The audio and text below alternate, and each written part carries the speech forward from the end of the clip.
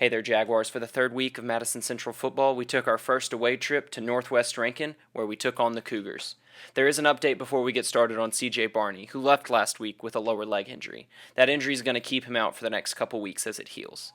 Madison Central knew it was important to get this win from Coach Collums' former team, but as they headed into the third week, they had to be prepared for anything. The Cougars would receive the kick to start the game, and a promising drive took them down into Jaguar territory, but B.J. Washington jumped a route to intercept the ball and give the Jags possession at their own 35. Madison Central got to work, commanding the line of scrimmage and giving DeAndre Pullen room to run, capping the drive in a 36-yard rushing touchdown. That drive would set the theme for the remainder of the game. The Jaguar defense took the field against North West Rankin on the next drive and quickly forced a punt, setting the Jaguars up for their second drive of the night. Madison Central pushed their way forwards until 3 plays into the drive, Robert Dumas found room to run for a 57-yard touchdown to put the Jags on top, 14-0. After the kickoff, Northwest would turn the ball over on downs at their own 30-yard line, but a number of penalties put the Jags all the way back in their own territory for a 2nd and 46 to start the second quarter. The Jaguars never gave up, though, and converted a 4th and 4, setting up a 4-yard touchdown for Dumas, his second on the night. The next drive seemed to be going no better for the Cougars, but a fumble recovered by the Jaguars made it even worse. The Madison Central offense stuck to their dominant rushing game, ending the drive with a third rushing touchdown for Dumas and leaving the Jags firmly in command, 28-0. The Cougar offense finally seemed to get going with a couple of first downs late in the second quarter, but another miscue resulted in the third turnover of the night for the Cougars.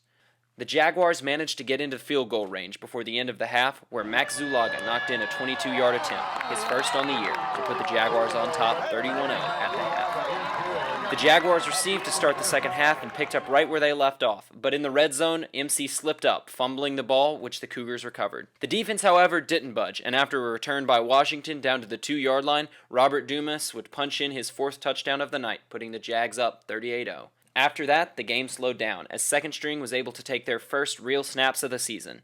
It wouldn't be until late in the third quarter that North West Rankin finally found the scoreboard with a long touchdown pass, leaving the Cougars at 38-7, where the game would remain. All in all, it was a huge win for the Jaguars, who start their season off 3-0. The team knew how important it was to come in and win at their coach's old home turf, and did just that.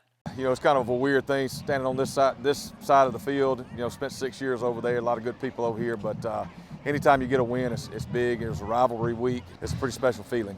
This was a big game for the Jaguars, as they dominantly controlled the line of scrimmage throughout the game and also allowed second string to take some snaps, which they haven't done this year because there hasn't been a JV game yet. We had a JV game scheduled for the Monday that the hurricane was coming through, and we had to cancel that. And then we went into holiday week and then a bye week, so we won't start JV play until actually next week.